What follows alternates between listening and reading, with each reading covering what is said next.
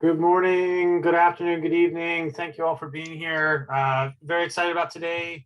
We're just seeing some people join the meeting, so we're gonna give it another 30 seconds before we kick off as a few more participants trickle in. And then Judith, whenever you're ready, go ahead and start the show, please. Okay.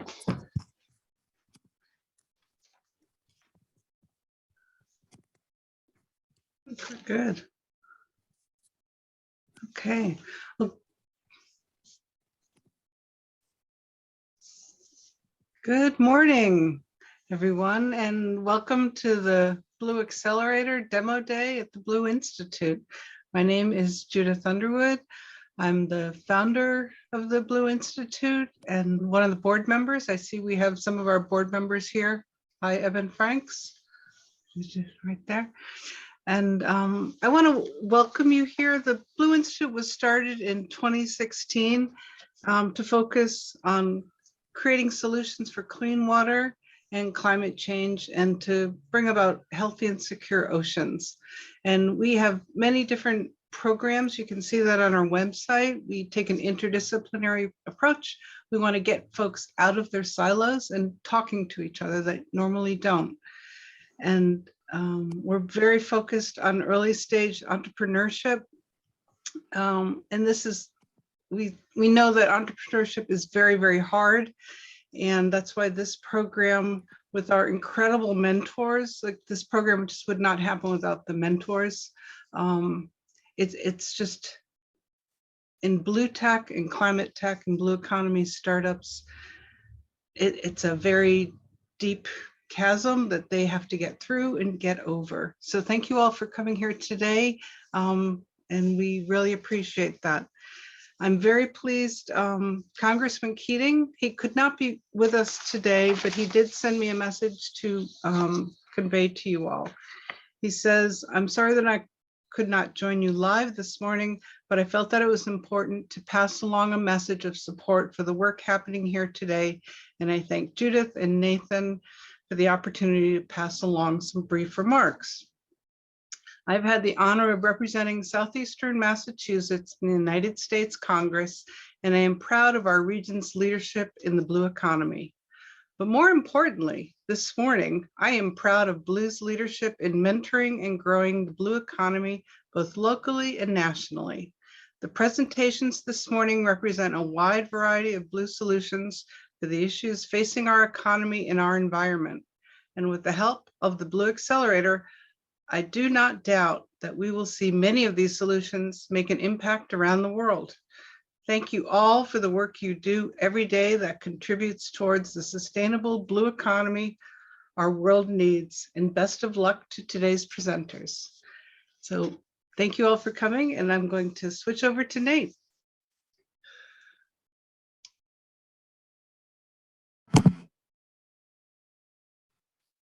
Thank you, Judith. Thank you, Congressman Keating, for your support for our climate and for our program. It is sincerely appreciated. Welcome to the Blue Accelerator Demo Day. First, I'd like to thank again our volunteers and mentors who've made this cohort a success. BX2, our second cohort, has had 17 mentors that spent the 12 weeks with the startups, guiding them and advising them along the way. I'd like to give special thanks to a few key contributors that provided subject matter expertise to our cohort during presentation sessions. Justin Kerr, brand strategist and owner of Justin Kerr Design. Kate Putnam, just a prolific entrepreneur and mentor to the cohort. Erica Hansen, director of R&D at Ash Robotic. Nick Herring, environmental scientist with the city of San Diego, also a mentor to this cohort. Stacy Swider, VP of investments at Mass Ventures. Greg Stoyer, senior lecturer at Boston University Questrom School of Business. Sophia Canbasis, executive director at Massachusetts Innovation Network, also a mentor to the cohort. David Duquette, CEO and founder of Literal Power Systems. And last but not least, Garrett Douglas, president founder of Douglas Communications, also a mentor to the cohort. So why are we here? Shifting weather patterns threaten food production, rising sea levels increase the risk of catastrophic flooding, and the impacts of climate change are global in scope, and recent catastrophes are unprecedented in scale. Without drastic action, adapting to these impacts in the future will be more difficult and costly. Our adaptation relies on the creation of climate tech solutions and a sustainable ocean economy. We're hosting this demo day to showcase 9 of those needed solutions. We've chosen this week to host, as Wednesday was World Oceans Day, an international day to celebrate the ocean and bring communities together for environmental impact. All nations share the oceans and our planet's climate. We are one of 70 events taking place around the world just today in conjunction with World Oceans Day. This is a movement that is not just social, but economic as well. According to the US Department of Commerce, by the start of the new decade, the blue economy across the globe is expected to double to $3 trillion. This growth will come from developing creative solutions to problems in marine transportation, offshore renewable energy, seafood, fishing, coastal travel, tourism, and more. Here at the Blue Institute, we believe that these problems will be solved through collaboration across industries, academia, government, and startups, which brings us here today. Our amazing cohort of startups are the entrepreneurs working in the trenches to create solutions to our most pressing climate issues. Creating dialogue and partnership within this group is one of the key things that we want to take away from this session. Any partnership that we can create in dialogue will accelerate these startups' impact. You'll be hearing about upcoming environmental markets that will create an entire wave of environmental restoration companies, similar to what is being produced in the carbon offset market. Ways to unite slow-moving scientific community via real-time shared marine observation data. Step changes in how our society will create sustainable food supplies through seaweed growth and nutrient upcycling. Systems that will revolutionize the shipping industry carbon footprint, the desalination of mining waters, and the harnessing of our ocean's power. And incredible new ways humans will interact under the water, from staying in pressurized underwater habitats to our ability to salvage the relics of our past environmental discretions. Each startup will be presenting for 5 minutes, followed by an open 2 minutes of Q&A. Since we have a rather large group here today, if you have a question, please put it into the chat, and then I'll moderate questions at the end of the presentation. And after all of the presentations are complete, we have breakout rooms that we've already created. So each startup will have their own breakout room, and you'll be able to go as you will through each of the breakout rooms to have more in-depth conversations with the startups. For your reference, I've also posted the agenda for today's session in the chat. Please download to follow along. And one last note before we start, we are recording the session, and so want to make everyone aware of that. And without further ado, I'll kick things off with our first startup presentation, 13 Mari. Krasi, over to you. Thank you, Nate. Thank you for the introduction, and it's a great privilege and pleasure being here and being part of the cohort. Just bear with me for a second. I need to find the PowerPoint window.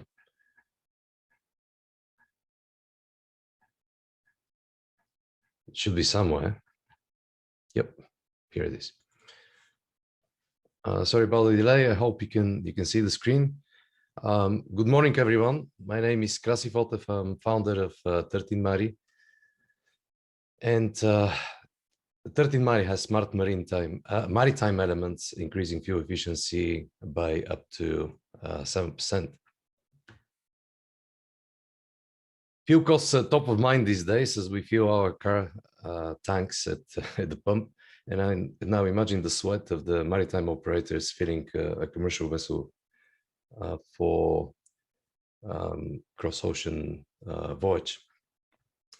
So the maritime industry faces twofold challenge stemming from the energy needs. First comes the number one expense.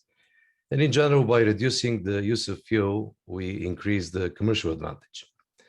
Second, we spoke about the decarbonization. The International Maritime Organization has a very aggressive targets to cut CO2 emissions from maritime. Third thing, investment banks, global investment banks are behind the Poseidon principles, generally cutting services for everybody who does not comply with the decarbonization goals. With these challenges in mind, let's reintroduce our solution. We reduce the cost of fuel. How? By reducing the ship resistance or drag, also optimizing the crossing times. As the energy requirements go down, the fuel consumption goes down, CO2 emissions go down. This is the size of the market for our product. It's based on bottom-top estimate following the Norske Veritas methodology. The bottom line is the market is big, 6.7 billion CO2 elimination potential, 45 million tons per year. Our story began here at Lac Bay in the Caribbean. My education in, I was windsurfing one day, and my education in physics helped me know these structures. And after research and with a very simple pitch, I was able to recruit a recognized NATO and DARPA partner as a principal researcher, namely the Bulgarian Ship Hydrodynamics Center. After doing simulation, experiments, etc., we settled on this element. Our product increases the mass flow by 10%. Now, ladies and gentlemen, in the testing that we've done, this 10% translates to 20% less drag. The 20% less drag translates one-to-one to energy, fuel, and proportionally to cost savings in relation to the element of cost. When applied to maritime, we cannot cover the entire hull with the elements, so the savings go down. We apply between 15 to 30 elements to achieve 3 to 7% drag reduction. The size of the elements is somewhere around 1% of the element vessel size. We epoxy glue them directly on the hull. With this, the installation is quick. They stay securely attached for 5 years, and it's important to keep in mind that every vessel undergoes scheduled maintenance, mandatory one, every 5 years. By not compromising the hull integrity, our product does not require any certification. A few words about the unit economics. We have value price revenue model with savings split between the vessel owner and 13 Mari. For 1 year return of investment, the vessel that you see 360-meter one is will be generating 800,000 for 13 Mari at 85% gross margin, and the vessel owner is realizing 3.2 million in savings over the course of 5 years. This means that we don't need to sell a lot to achieve the goal of 33 million in the revenue projections. Of course, we have competition.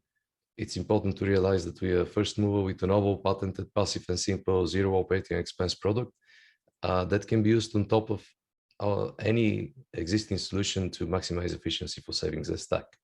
And none of the competition comes close in terms of implementation cost and overall product that drives better returns. You've seen the size of the market, the size of the price. So why we need 1 million investment from you to retrofit a commercial vessel and start commercial operations. This is how we use the funds. We are 3 to 5 months away from putting a product in the water. A few words about us. We have great wealth of experience. We blend maritime, scientific, and business. We have a great board of advisors behind us.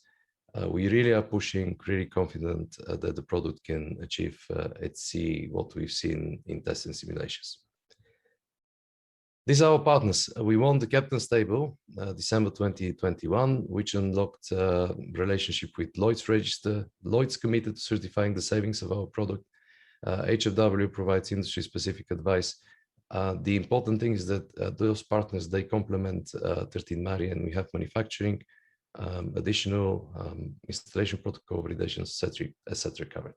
We won't compete on labor. This is what we have in the customer pipeline, 40 million market slice. Other vertical applications are possible. For instance, reducing the drag on airplane fuselage, etc. The exit, we did analysis, we think 250 million exit is possible. There are $3 billion maritime companies that can afford that. And considering how early we are, 20,000 check may translate to 1 million exit per year. And in summary, we have low cost, patented, innovative approach for reducing drag. 45 million tons of CO2 can be eliminated. We have a horizontal platform that can expand into other verticals. We have distribution channel in place. We haven't spoken about that. And thank you. And I'm happy to take any questions you may have. Thank you, Krasi. Very nicely done. One question I have, Krasi, can you tell a little bit more about installation and getting into new ship construction versus retrofitting? Sure. Eventually, the elements, they need to find its place on new vessel hulls. It's interesting to bring this question. Recently, we had a conversation with former chief innovation officer from a major shipping maritime company. And based on the conversation, he thinks that it may be better if we stick to the retrofitting option, even on new vessels, because this will allow us to improve the efficiency going forward with additional R&D. And in terms of revenue that the company can generate, this can be more revenue than we'll get from licensing. The attachment is it's something that does not raise any concerns in conversations with composite specialists. We're working with Intertek on validating the installation protocol. We devised an installation protocol that calls for the attachment in a middle layer. So if something should happen to the elements and they're being detached from the vessel, we leave barrier coat on the hull, so no immediate remediation is needed.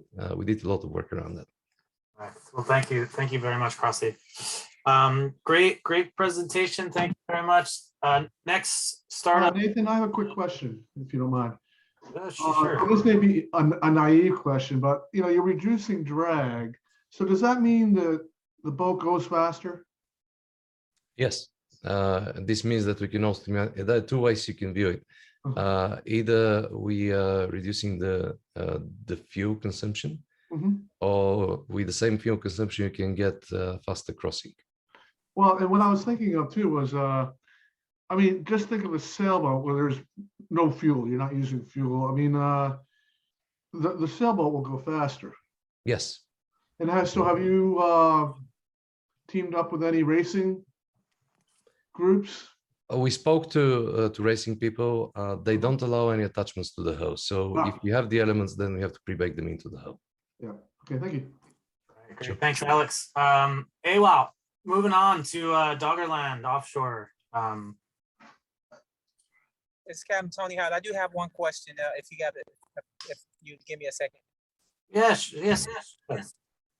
So my question, just one of the things that causes drag on naval ships is the bio growth, right? And so all of the barnacles and things that actually attach to the ship, whether when it's sitting in port and things like that, cause drag. Do your attachments account for that, or do your attachments inhibit bio growth as well? This is a good question. Well, the attachments are covered with anti-fouling, so they should foul the same way the rest of the vessel fouls. But it's important to know that the attachments that we have, they're macro attachments. So for instance, in the 360-meter example, we'll have a 3.6-meter attachment, individual one, and we need about 15 to 20 of those. They're macro. They can anti-foul, but they can still work. I mean, they can foul, but they can still work considering the relative size of the attachment to the size of the organic growth that is accumulated there. Thank you. We will have breakout rooms after all of the presentations. And so if you're available to stay on, each founder is going to have time to answer all of your questions in depth in one-on-one sessions, but I do want to try to get through the schedule. We've got a lot of startups to present. And so I will unfortunately cut the open conversation to be brief for each of the startups, and would ask, reserve most of your questions for the breakout rooms. Go ahead, AOL. Yes, thank you very much. I hope you can hear me very well. I have to share my screen. Do you see it? It's not coming through yet. Not coming through yet. There we go. And now? You see something, Knight? Yep. All right. All right, good afternoon all. My name is Ewout Visser, and I'm the director of Doggerland Offshore in the Netherlands, and I'm a marine professional for about 30 years in the construction industry. And why is my cursor not working? Okay. I have some bad news for you. We have currently subsea, we have a lot of dump sites with conventional bombs, chemical bombs, grenades, all kinds of ammunition. We have barrels of radioactive waste, barrels of industrial waste, and we have a lot of oil leaking vessels and wrecks. Well, I think the problem is clear. These objects were never designed to stay subsea, and these highly corroded UXOs are dangerous due to the uncontrolled self-detonation and the leakage. And it really happens right now. In Ireland, in UK, in Germany, there are leaking a lot of these chemicals, and it's a really big problem. It's a serious threat to nature and the human life. And there is currently no realistic salvage technology available. And so there is absolutely no competition for these difficult problems. And I was very much intrigued by the matter of the sunken U-864 in Norway. And that vessel that was shot in 1945, it's a German submarine, and it sunk in 2 parts, and it's embedded currently in the fat clay. And she was carrying 67 tons of fluid mercury in her keel, and she still has 27 torpedoes on board. The Norwegians tendered this project in 2008, and it was cancelled, not due to the high costs, but due to the high risks.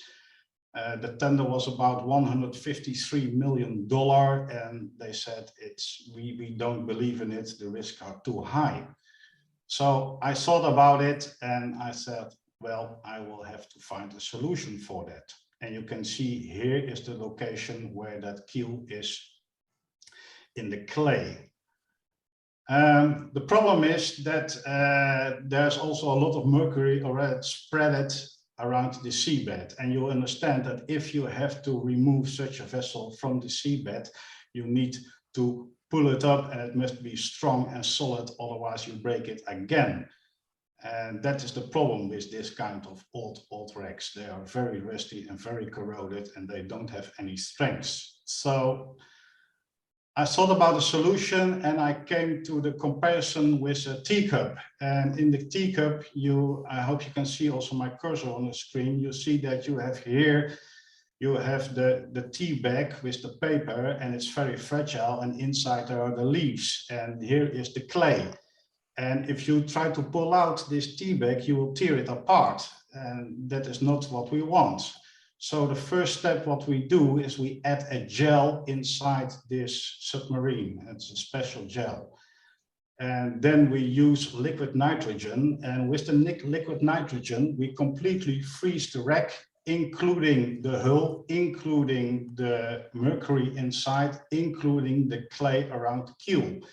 So we have one big lump of ice, and we will lift that to the surface. And then it's not a matter anymore of how fragile is this tea bag or the submarine, or how any danger for the mercury, because everything is embedded and encapsulated in the ice. And it's about how strong is this string. And we call this method the ice salvage method, and it's patented. And there is, unfortunately, a very big market for it. There we have a lot of dumped munition in Europe. You can see only in the Baltic Sea, 1.6 million tons, UK, 1.2 million tons, USA, Japan, Russia, and even in Russia, there are a few scuttled nuclear submarines which need to be salvaged. And I have a map of the world where you can see the problems, and this is only the chemical munition. There are also about 100 dumping sites in the world for radioactive waste, and you can see that here on the map. And there are about 8,500 oil polluting wrecks known worldwide, and you see it here on the map. So there is a huge market, and there's of course also the regular commercial salvage projects, vessels like this stranded on the shore. So we like to go to market with the idea, And for the projects in Northwest Europe, we would like to execute that together with our partner, and that's Multraship, Towage and Salvage of the Netherlands. And for all the other areas in the world, we like to license our patented technology. So far, we received a small grant for some market research. The complete theory was studied by the Technical University of Delft in Holland, and there are no real showstoppers on the technology. And we presented this idea to the Norwegian expert committee, who is currently looking for a reliable method to salvage the cargo of the U-864. And they were quite impressed, but they like to see a proof of concept. And that's, of course, the problem at the moment. I need some funding. I don't have the funds to start all this research myself. So I like to expand the team, do lab testing, then do testing at sea, make a demonstration project, and then we start with commercialization.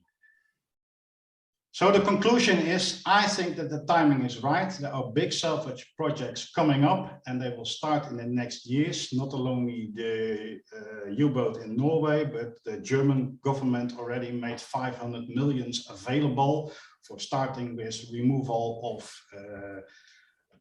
chemical weapons in the Baltic Sea. So if we can have 10% of that market, it would already be very nice. And as far as we know, there is no competition who can pick up this difficult weapon systems. So we would like to ask you for financial support, technical support, and introduction to launching customers.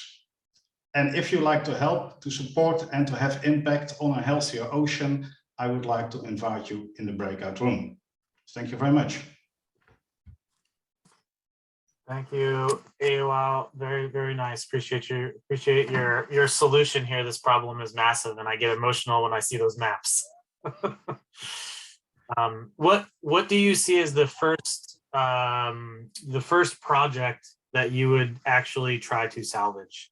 There was a lot of different things that you could go after. Yeah, the technology can be made available for a lot of projects, and as you can understand that this U-boat, that's the Super Bowl game, that's the big one. I think we have to start with smaller projects, and let's start with some small debris fields with chemical weapons in the Baltic Sea. That's doable, and I think that's the first real good chance to start. Okay, awesome. Thank you, AOL. Christine, over to you. We'll move on to our next startup. This is eOceans. You can hear me? Yes, great. Great. Hi, everyone. I'm Dr. Christine Wardpage, a marine scientist with 20 years experience leading global marine research and the founder of eOceans.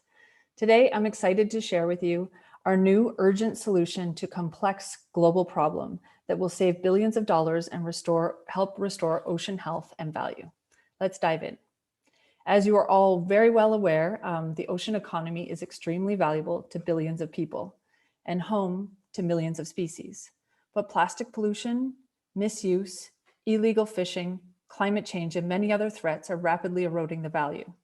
On the other hand, billions have been spent on conservation. Species have avoided extinction, fisheries have improved, tourism has value, and protected areas are growing. The ocean, especially with the increase in the blue economy, is becoming increasingly more complex and dynamic, and that was in addition to how complex and dynamic it already was. But everything we know about the world's oceans and its influence on society depends on the important discoveries made by marine scientists. The problem is that science is still manual, siloed, and slow. We're still handwriting down our observations, entering it into spreadsheets, and analyzing for one question at a time. So our discoveries lag years to decades behind ocean change. Over the last 15 years, I've been working to fix this through participatory science. For example, people love manta rays. Tourists spend more than $140 million a year in just 10 communities to see them. So alarms rang when they started to disappear, and I was solicited to help.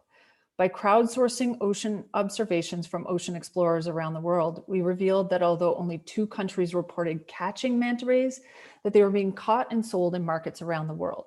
And this discrepancy was enough to help them get onto the endangered species list. But even this was still manual. Hundreds of thousands of records, 90 regions of the world, and many months of time. And that's just to answer one question. We urgently needed a solution that would scale up, that could scale up and answer all of these questions for any marine species in any issue in any part of the world's ocean in real time. And that is eOceans' new platform as a service, which powers ocean allies to track any species, any issue at any spatial scale in real time. How does it work? We have a mobile app that you use to track your activities, and you log your observations on the way. Whether you are doing science or fishing or surfing or sailing or walking the beach, you track your activity, which is effort, and log observations of pollution or species along the way. Oops. And we knit that data, your data, together with everyone else's data, as well as other open source data sets or other data sets, and analyze them so that we can finally answer this question: how is my marine protected area, ocean, endangered species, commercial species, invasive species, fishery, intervention, blue economy, blue carbon, and so on doing today? Not how is it doing 5 to 10 years ago. This is how it looks in the dashboard. So you put in the shapefile of the area that you're looking at, that you're interested in this case, a marine protected area. As people track through or use the marine protected area for different activities and are logging their activities and observations, then you get a scale of how your MPA is performing today. And it's hugely scalable. So we can do it at any spatial scale, covering the networks of marine protected areas around the world. So we know how they're performing today. And then, of course, you can drill in further and get detailed analytics at species or issues and generate automatic reports on a weekly timescale. Our pricing model is a subscription freemium model where it's free to put data in and to share with as many people as you want. And then if you want advanced analytics or different types of reports or e-logs, sort of more advanced tools, essentially scaling up my expertise, you can get that in near real time. We estimate that it'll save about $5.7 billion a year in research dollars, as well as alleviating the costs associated with mismanagement, like closed fisheries, missed discoveries, miscommunications, delayed actions. Our team is comprised of marine scientists, PhDs, developers, and creatives. And today we have one simple ask, and that is for you to download the mobile app and log observations and join the global community that's tracking the ocean today. And to get, if you know of any researchers or decision makers that are working on really important things today that need real-time information, get them started or encourage them to use eOceans to be tracking the ocean today. For the ocean, for us. Thank you. Great, thank you, Christine. One question I have is, how do you actually validate the data coming in? So there's many different prongs for validation. One is that you have to be in the location because it's geo-stamped information. So you can't be in your living room generating, fake information. We also use the data itself to validate. So if Nate and I go out and I'm an expert and he's, a novice and has only reported a few times or moves around the world a lot, then my observations sort of count for more weight. But it really depends on the question that's being asked. So if you're tracking the socioeconomic value of the ocean, like where are people going and how are they using it, doesn't really matter how good they are at identifying species. But if you're trying to track right whales or an invasive species, then you put in information on how to identify. And so when people join your team, you're fairly comfortable that they've been trained in identifying that species. So it really depends on the question that you're asking and how you're using the platform. Awesome. Thank you, Christine. Our next startup, Ivan is in a kind of questionable internet area. So I'm going to play a pre-recorded version of his presentation just to make sure there's no glitches in the communication there. But then he's going to join us for the Q&A afterwards, and he still will be available for his breakout room as well.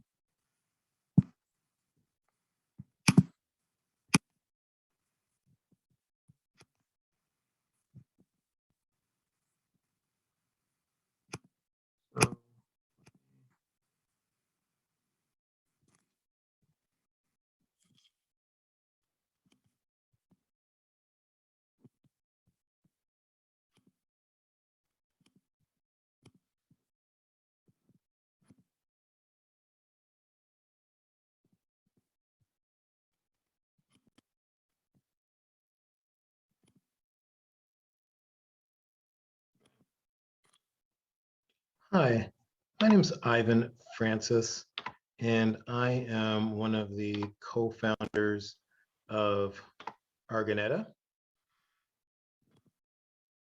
Just give me a moment here to finish getting my computer set up. So I believe that as people, we all enjoy experiences, and experiences are one of those things that help remind us that we're alive.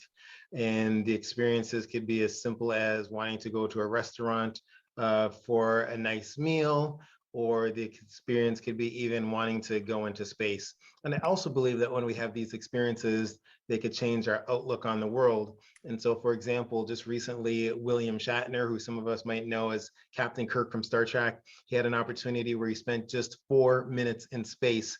And when he came down and he was describing the experience, he was in tears. He actually said that everyone on the planet should have an opportunity to experience space the way he did, because we'd fundamentally treat our planet differently. And while there's a lot of different organizations who are working on giving us ways to see space differently, right now there really isn't anyone who's doing something similar within the ocean and providing us some new and innovative ways to experience our oceans. And at Argoneta, we see that as an opportunity. And so we are in the process of developing underwater habitats for short-term stays of between 1 to 14 days, which would allow a person to go down into the ocean, go inside of our habitat, which is essentially like a tiny house, remove your scuba gear, you'd have all the creature comforts of home, but then you're experiencing the ocean in a fundamentally different way. And rather than kind of try to describe it to you in words, I have a short video that will also allow you to see it for yourself.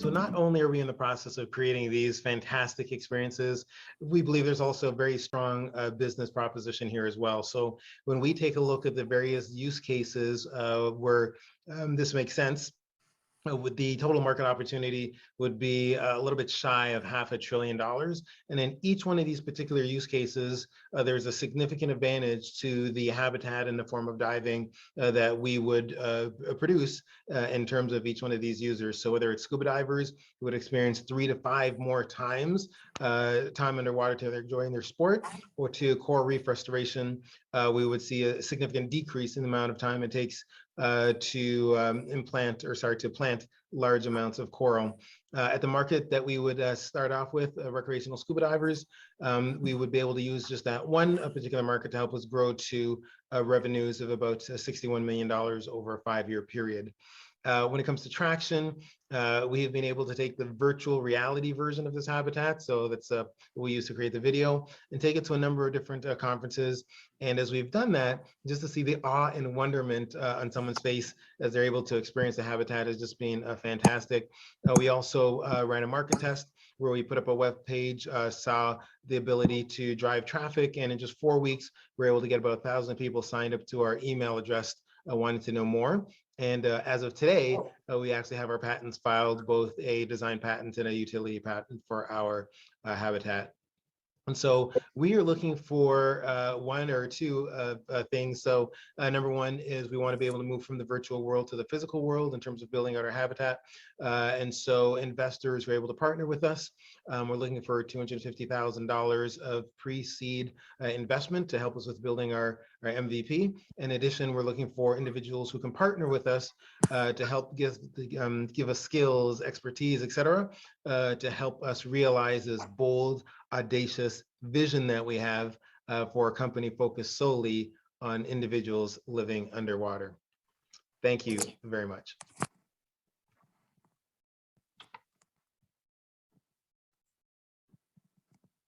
Awesome. Ivan, very, very cool. One question that, this is awesome go-to-market to focus on just exciting adventure, but what do you see as far as this technology's ability to impact the environment? And specifically, I saw the coral reef market is the biggest market on your addressable slide.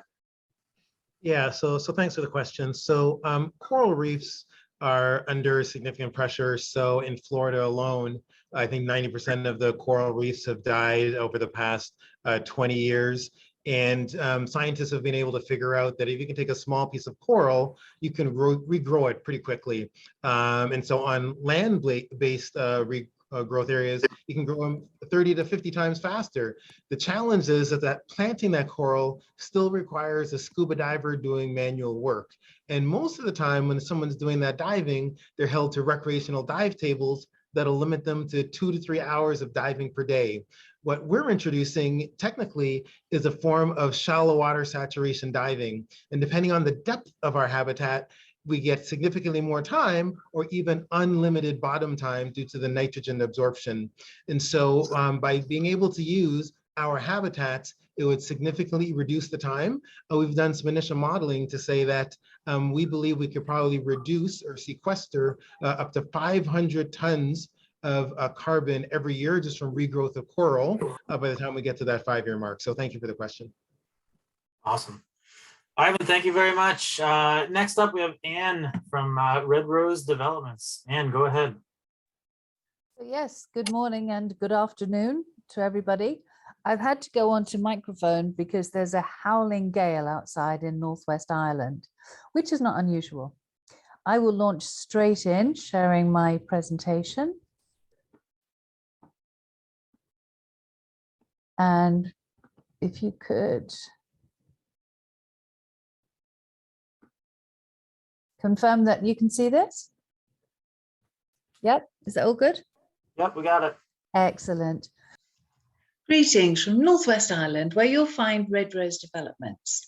My name is Anne Ruddy, and I'm going to talk to you about how we bring the process to the seaweed, making it efficient, sustainable, and equitable.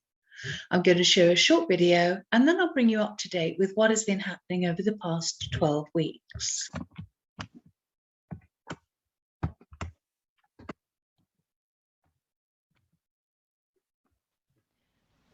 On a clear day from a distance, our beautiful blue planet appears to be perfect. We're unable to see the plastic or CO2 pollution, the impact of climate change, or the many inequalities. And as we come out of this global pandemic, the world is awakening to the fact that we cannot keep damaging the atmosphere and taking resources from our fragile Earth without consequence. And yet we need to feed a growing population and increase our food supply by 70%. We need solutions now, solutions that are sustainable and equitable. Seaweed is the fastest growing sector on the planet. It is forecast to reach $84 billion in global sales in the next 5 years, an annual growth rate of between 6 and 10%. It requires no land or fresh water to grow. It absorbs nitrates and 20 times more CO2 than trees. It's used for food, for feed, fertilizer, pharmaceuticals, fabrics, even biopolymer and biofuel. But as seaweed demands increase, we put pressure on the wild stock. Overharvesting causes underwater deserts, acidification, and loss of marine biodiversity. We need to farm at scale and to process efficiently. Red Rose offers a solution that will provide an increase in biomass and provide commercial opportunities for fishermen and rural coastal communities, creating a sustainable and equitable seaweed economy. We offer an innovative business model, a supply chain that turns fishermen into ocean farmers, generates additional income streams without overfishing. We increase the value of that raw material with a strong commercial proposition linking floating farms with an infrastructure of owner-operated processing units, where only sustainable amount of wild stock and farm stock is taken from the ocean. Using renewable energy, we increase the value through early-stage moisture, mineral, and nutrient capture.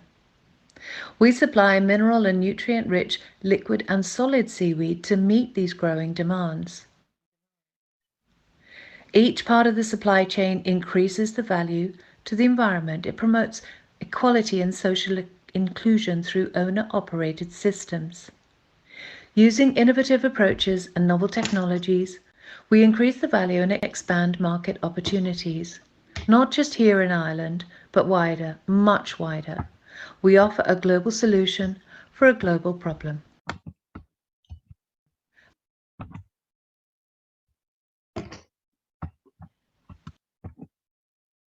So that's the context. And now I'm going to bring you up to date with some data about the size of the market. And in pure seaweed alone, we're looking at sales of over 9 billion in the next couple of years. Europe currently imports over 600 million euros worth of seaweed. Our beachhead market for our seaweed outputs will be targeted to the fertilizer and animal feed, but we're also getting significant interest in the food sector. And we anticipate the beachhead market being worth 70 million euro. The units that were mentioned is the floating farm, and I'll come back to that in a moment. But what I want to impress on you is how replicable the system is.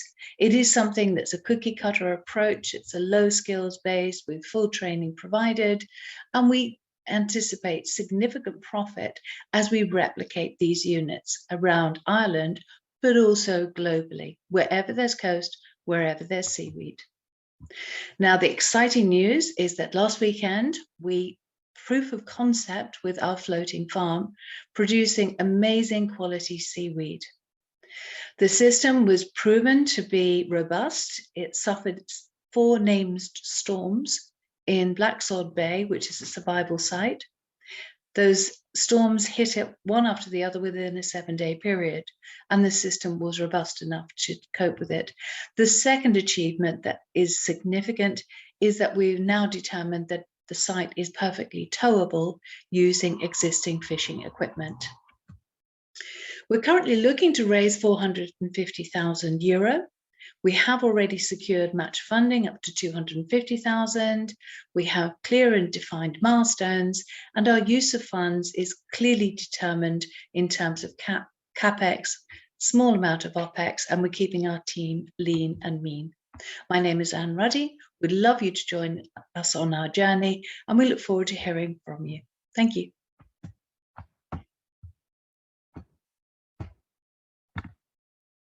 I will, seaweed, a lot of us don't know a whole lot about seaweed. Can you just talk more about what are the different uses of seaweed? Yeah, well, you wouldn't know that actually you probably used seaweed this morning in your toothpaste. It acts as a stabilizer. You can find it in many different foods as a congealant, but it can be used in everything from fertilizer. It conditions soil. It's now being used in biopolymer. And we've actually just heard 2 days ago that we're on to the final panel for the IKEA selection for new marine materials. So things are progressing. We have demonstrated that we can grow and increase the volume. We've got letters of intent from fishers, and we've got letters of intent from harvesters with legal access in Ireland to seaweed. And we'll be able to increase the value significantly by creating more product from one batch. At the moment, the seaweed is being used for specific application, but all of the product is being used for that application, and there is significant waste. We don't have waste on our system. Awesome. Thank you, Anne. If you are interested, definitely meet Anne in the breakout room. She's got awesome things to share about her progress. Sorry. With that, Scott, we're going to turn it over to you to talk to us about Creekside.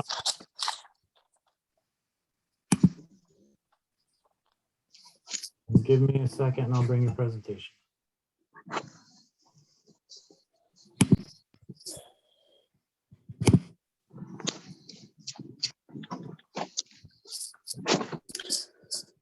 Hello, everyone. My name is Scott Cummings from Waldoboro, South Carolina. I am the founder and president of Creektides Energy and Power Incorporation.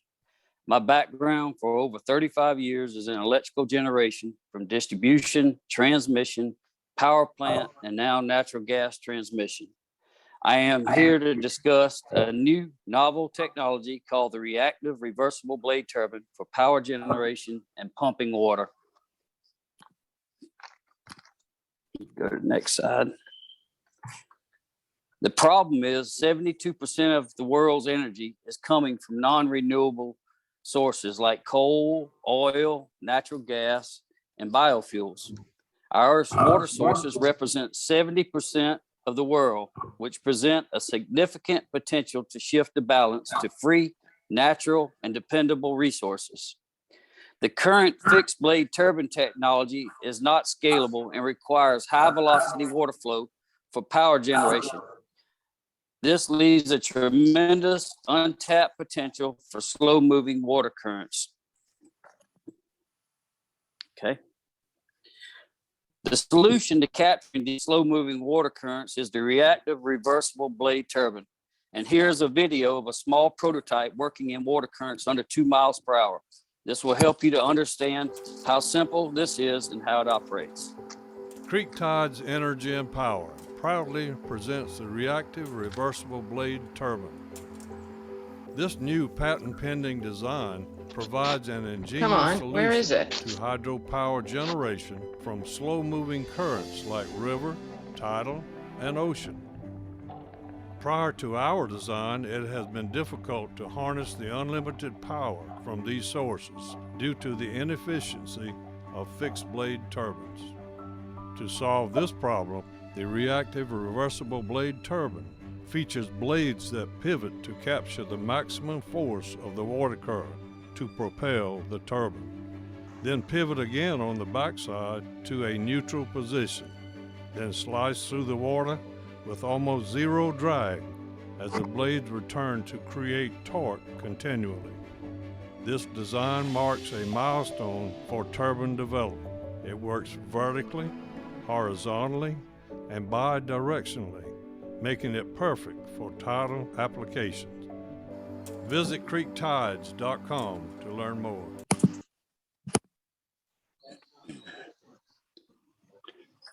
All right. Now that you have seen the product, let's talk about the market segments. Because of the scalable design from retail size to the industrial size, it enables us to service many market segments like commercial, military, industrial, and humanitarian relief.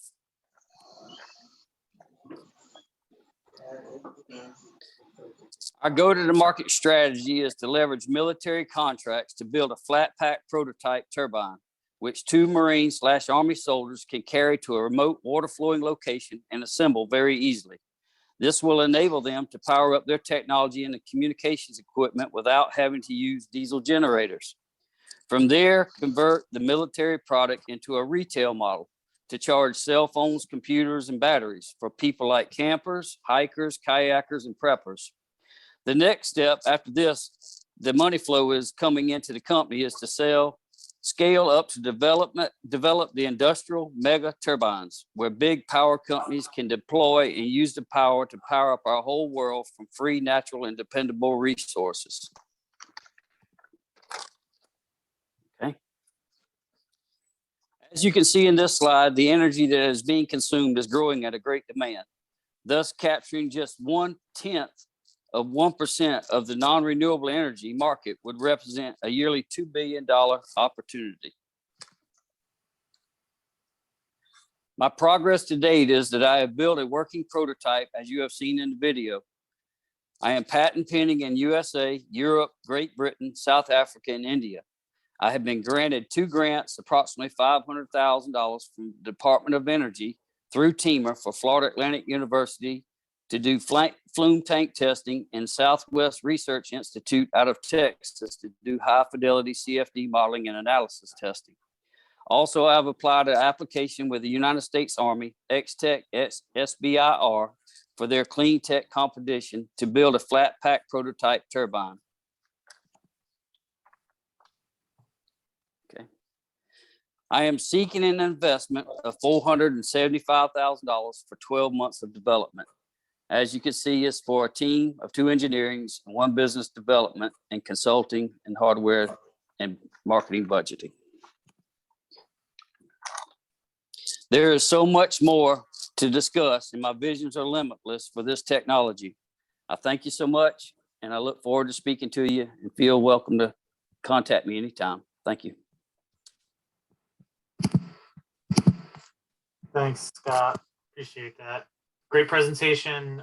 The video really speaks volumes of how that technology works. One question about the competition in fixed blade turbines. What are some of the problems that you solve that you can scale and they can't scale to these large turbines? Oh, you're muted. Nate, the biggest thing I've seen is the technology, just like the airplane style propellers that's out in the world, they're fixed to a rotor, and then they have an arm off on each side just rotating. Well, as you know, the weak point is at the rotor, and they can only reach so far out. And because of the density of the water, they will snap off. The other turbines out there that are like similar to what I have, but they have very funky designs, which is very hard to manufacture. And because the design I have is so simple, it works very well in the slow moving water currents, because it's based off of a simple design that captures a wall of water at an area square foot. And as it rotates 360 degrees, it's locked and all the way from top to bottom on where it pivots. And it's also locked from top to bottom, which is no stress on the turbine blades, which can capture these big volumes of water currents and the density. And as it rotates, as you've seen in the video, it reverses and slices with no drag on the opposing side, which gives you complete force, just like a team of mules pulling a cart. And so these other turbines, they're different styles, but they can only get so big because of the weak point. Just like if you held a 2x4 in a water currents, your shoulder is the breaking point where their blades are connected to the rotor. And that's what makes this so where you can build a mega scale. Great. Thanks, Scott. Moving on, Carl, take it away with Ocean Solutions, please.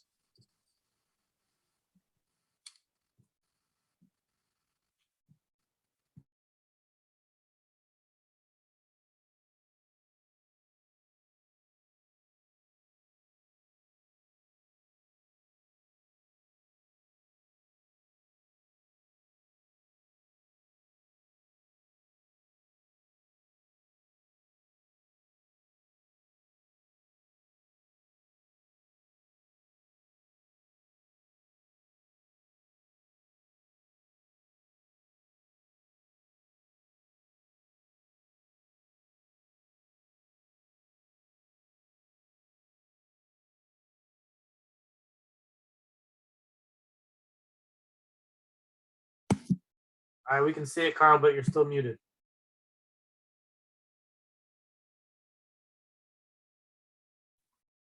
Okay. My name is Carl Pearson. I'm the founder and CEO of Ocean Solutions. The problems that we deal with are declining ocean health. This is coastal and freshwater, combined with climate change. And we're also concerned with a rising extinction risk due to all of these factors. At the core of what we're dealing with is eutrophication, well-known term. We have nutrient runoff into a water body. Over time, this promotes algal growth. They're short-lived. They die, they go to the sediment and decompose. They consume oxygen. Natural processes to remove or control the nutrients also consume oxygen. So we have deoxygenation in the bottom water.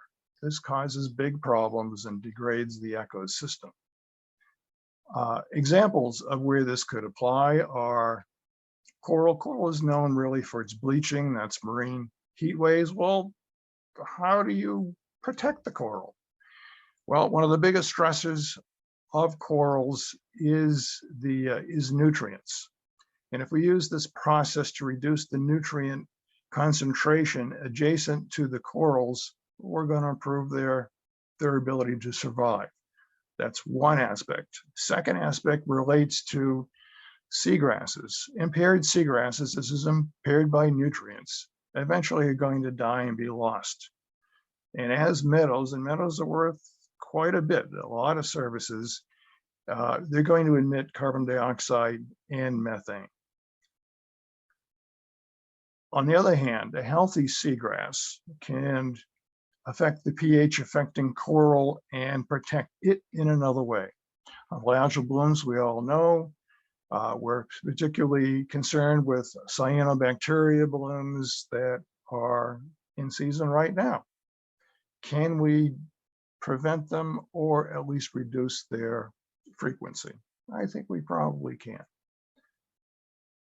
Okay, we take a nature-based approach to a solution. We're partnering with nature. So our work is going to be in situ and place-based, working with nature. Now, earlier times, waterfront property didn't look like this. Who would want to live in a place like this? Can we improve this? Yeah, sure. The process that we're using is used to improve the process that is in the top layer of sediments, whether they're marine or freshwater. And we're using oxygen. In fact, we're delivering dissolved oxygens that is produced by nanobubbles of oxygen with recirculated water and then delivered through a distribution system to the sediment. Nanobubbles are key here. These are 200 nanometers in diameter. They dissolve readily. They do not coalesce. They do not rise. You put them there, they're going to stay there. Are they going to get moved around by currents? Yes. A treatment would require multiple passes and should effectively deal with the nutrients and remove the problem. These problems are worldwide in scale, everything. In the past, there's been about $5 billion per year spent on ocean-related conservation. That is not doing the job, cannot do the job. We need to do better. According to the UN, we need to be spending $200 billion a year for 10 years to right this ship and put things on a sustainable track forward. A recent innovation, actually, it's got a history going back decades, are nature markets. That could be a new term to people, but they are intended to be introduced into the European Union in 2026. They will involve the private sector and suppliers of capital and the private sector as the people with the solutions to use and improve the situation.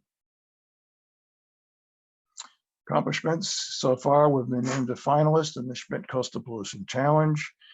We are a UN Ocean Decade Ocean Shot, a UN Ocean Decade project applicant, a Blue Incubator member, and a Blue Accelerator member concluding today.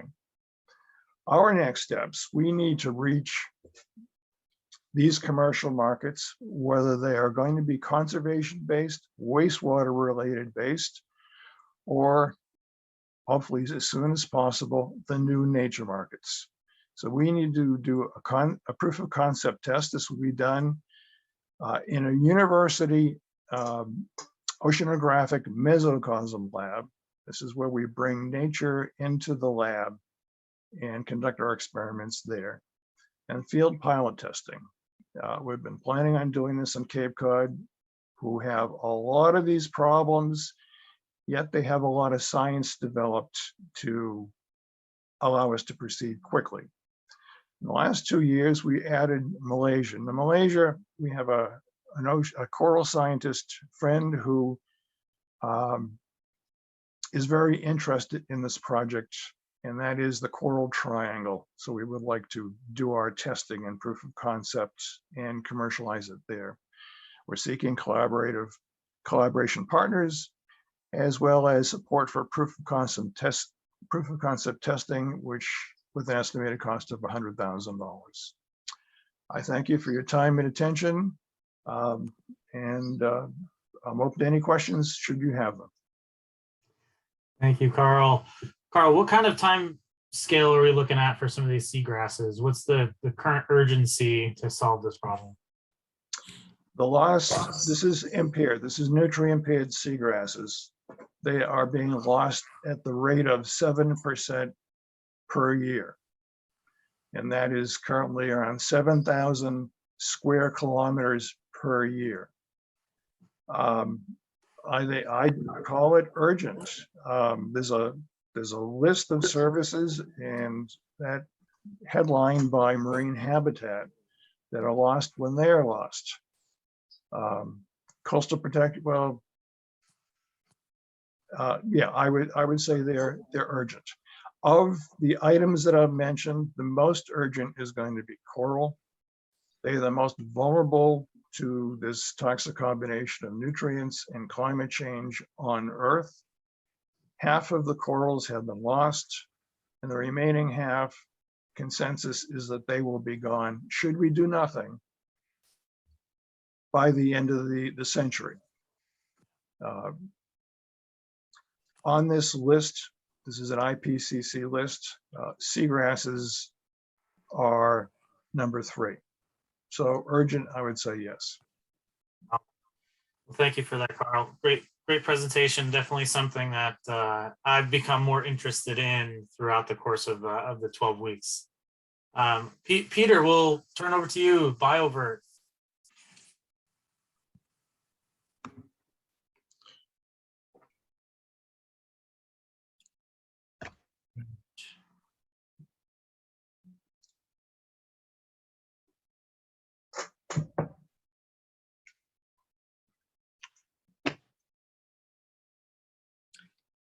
Good morning and good afternoon to everyone. My name is Peter Hamilton, founder and CEO of Thailand's Biovert Protein. We're the world's first biotechnology company using nature's clues to upcycle nutrients from wastewater into living fuel. Meet Kun Ann, a smallholder shrimp farmer in Thailand. With an intensive farm operation, each day she has to manage farm water quality to avoid organic sludge, uneaten feed and feces building up. Otherwise, disease risks increase while dissolved oxygen levels reduce. Mechanical aerators driven by electric motors is the technology widely used to oxygenate water, but these are inefficient, energy intense, and need regular maintenance. Meanwhile, Thai aquafeed producers want to replace fish meal or ground fish with an alternative protein in their products. Making 1 kilogram of fish meal requires 5 kilograms of wild-caught fish. This leads to unsustainable overfishing. Our targeted biovertical unlock uses 2 nature-based keys to help Kun Ann unlock renewable biomaterials within her farm wastewater. The first key injects micro nano bubbles into pond farm water. These tiny bubbles remain in water for days, weeks, even months, adding oxygen at a fast and even rate. Organic sludge and pathogens that touch these bubbles become inert and float to the surface to be removed.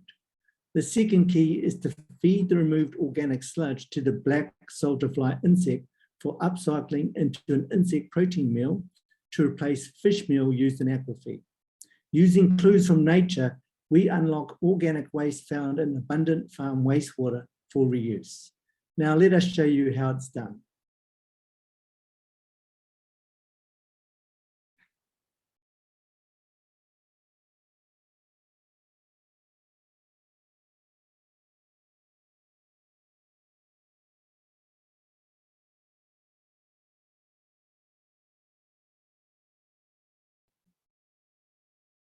Our value proposition is unlocking the recovery of nutrients and organic waste found in farm or abattoir wastewater using a 2-step unlock system. With ultra-fine bubbles, we separate organic waste suspended in wastewater. This process reduces energy use and maintenance costs, improves dissolved oxygen and agricultural productivity. Nutrients from removed contaminants are recovered using insects to bioconvert them into circular organic products, such as insect protein meal and insect oil for sale to B2B pet food and animal feed customers. Global aquafeed is forecast to grow by about 42.2 billion from 2015 to 2025, a 75% increase. The Thai aquafeed addressable market in 2021 is 1.58 billion US, but since 1995, wild fish stocks used to make fish meal have declined. Industrially upcycling organic waste into fish meal can replace fish meal to fill this gap. Using online forums such as Line, our message to shrimp farmers adopting our solution is we improve yields, reduce energy and disease risk. For feed millers needing to replace fish meal, trialing our meal samples can prove this. Currently, no specific rule or standard in Thailand refers to BSF product application in animal feed. We've contacted the Thai Department of Agricultural Commodities and Food Standards, ACFS, for clarification, since the Department of Fisheries allows insect product use in aquafeed. We believe IP restricts the freedom of competitors to operate with similar concepts as us. Thus, we are now preparing to file a patent. After a COVID-19 delay, we've restarted a BSF pilot and are raising a pre-seed round of $250,000 US for the pilot. The co-founders, Peter and Arturo, had previously worked for the same agribusiness company in the Philippines. We've seen directly how farmers are locked into a system where imperfect fruit is rejected at the factory gate. Leveraging our domain expertise in food manufacturing, we've used a nature-based approach to design out food waste in production processes. Our core skills are building capacity within teams to improve safety, quality, health, environment, and delivery standards for products and processes. This is how we are uniquely qualified to build trust in our circular economy brand and loyalty with consumers. So this is where you come in. Although we are in Thailand, we are exploring plans to establish a beachhead in the United States as part of our business strategy. By participating in the Blue Institute Accelerator, we are able to engage with Blue economy stakeholders such as yourselves to discuss the possibility of bringing our breakthrough innovation to the US. We are looking to meet with potential customers or negotiate a joint R&D and or commercialization agreement with a partner. Once again, I'm Peter Hamilton, founder and CEO of Biovert Protein. And if you're interested in partnering or sustainability or circular economy is your thing, then let's meet in the breakout room or I'll take any questions you have now. Thank you. Great, thank you, Peter. Peter, what is your beachhead in the US? What are you targeting? Thanks for the question, Nate. We see treatment of farm wastewater as the beachhead opportunity due to the high operating expenses for sludge removal and the cost of energy needed for aeration. Our solution helps farmers to reduce both these costs and reduce the risks from disease. Awesome, thank you. Okay, Quantum, last but not least, Harmony Desal, here we go.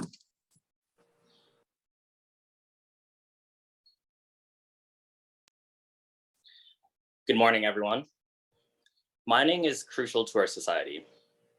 Whether it's your phone, computers, cars and trucks, or electricity sources, it all relies on rare earth metals or minerals that are dug up from the earth in places like this. Now, mining has been around basically as long as human beings have been around, but the mining industry is really going to have to evolve for the next several decades. In order to transition to renewables, we're going to need much greater supplies of metals like lithium, cobalt, and nickel. And there's also incentive for governments to build more diverse and robust supply chains. Now, let's take a step back and think about what is mining. Basically, at mines like this, we dig up lots of rock and crush it and process it. Inside of that rock, there's a very low concentration of valuable material, say aluminum. Now, the aluminum that's actually extracted from rock currently, maybe about half of it actually doesn't get extracted and gets tossed away into tailing dams like this one in Germany.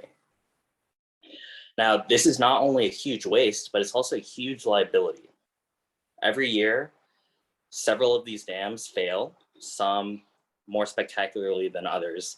And when these dams fail badly, it not only ruins the surrounding environment, but sometimes does kill people.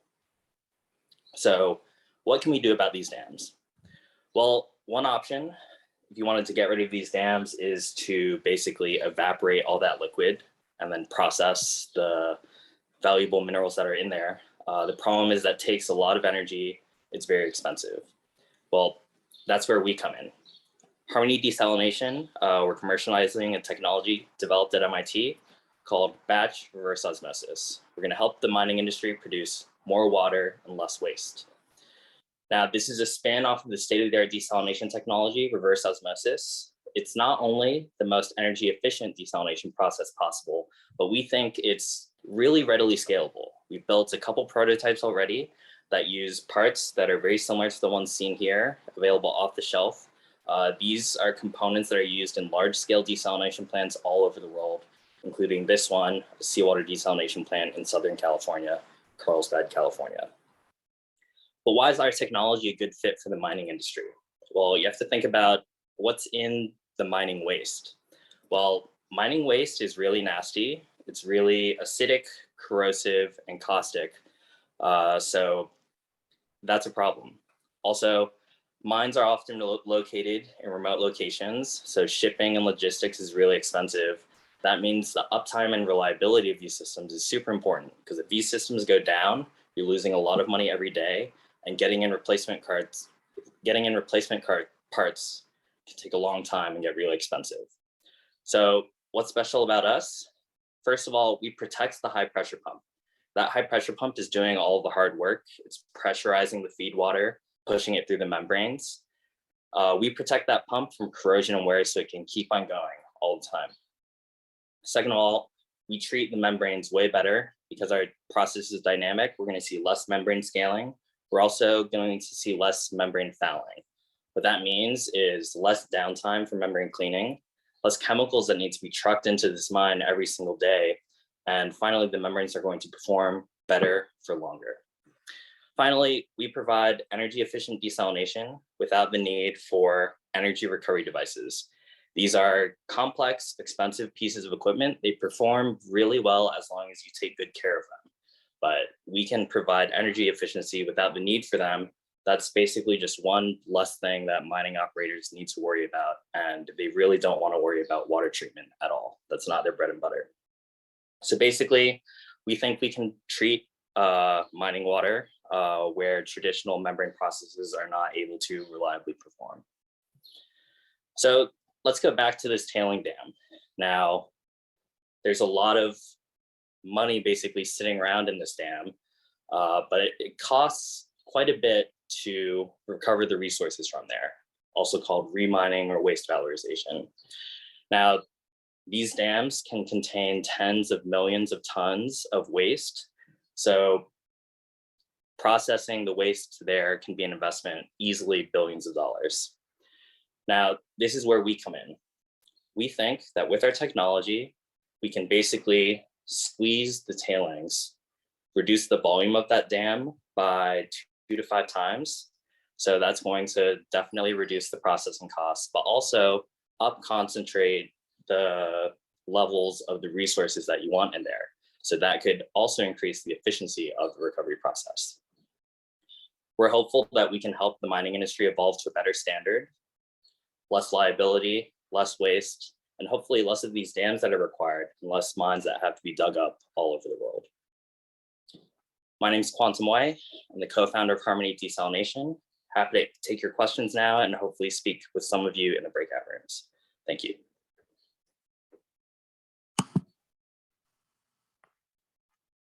Awesome. Thank you, Quantum. Really appreciate your presentation. One question before we go to the breakout rooms. What is kind of the key to how your technology is able to save so much energy, and how does that compare to regular osmosis processes? Sure. So yeah, this slide I think will be helpful for that. Basically, the way conventional reverse osmosis works, the reason it requires so much energy is because high pressures are required to push fresh water through the membranes. In conventional RO, it's a static process. It's constantly operating at the highest pressures, say 64 bar here. That's 64 times atmospheric pressure. Our process, batch RO, is a dynamic process. So rather than constantly operating at the highest pressures, we treat the water in batches and work our way up from a lower pressure, 33 bar, up to 64 bar. So you can see on this graph, you save all of that energy, and it's actually very close to the practical limit for energy in desalination. Awesome. Thank you, Quant. Okay, everyone, we'd like to now open up some breakout rooms. We will not have any formal closing of the event, so we're going to have the breakout rooms open until 12 o'clock for you to spend time with any of the entrepreneurs that you want to hear more about their solution, more about how they're thinking about moving forward with the problem. We will provide a follow-up link so that you can have access to this video, the recording of the meeting, and we can send out additionally some presentation material of the startups so that you can review some of the content yourselves off.